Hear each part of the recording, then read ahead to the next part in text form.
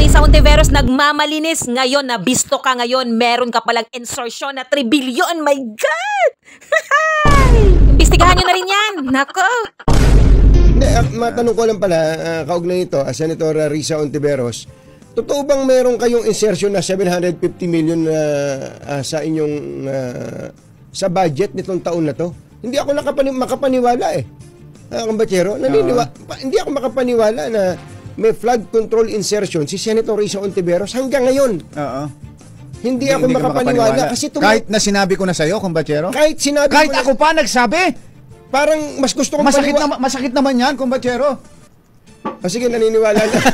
Kaya hindi ako makapaniwala na meron siyang insertion. Baka ang na flood control ha. Na flood control. Baka iniisip niya hindi, ano lang 'to. 'Yun ang ceremonial function lang ng opposition. Ganon, Hontiveros. Hindi lang 750 million ang kanyang insertion sa flood control. Hindi, sa buong budget nasa 3 point ano siya?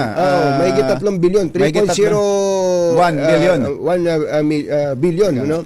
Tingnan ko na nga para. Sige, ikaw na magsabi, Hindi ako makapaniwala. Hanggang ngayon, hindi ako makapaniwala. Risa Hontiveros, mga magulang at mga mahal na mga taga-subaybay, ang kanyang kabuuang budget. Saan mo ba nakuha yan? Para sa 2025, 3 billion, 3.035 billion. 3.035 billion, 35 million and 800,000 to be exact. Yun ang insertion.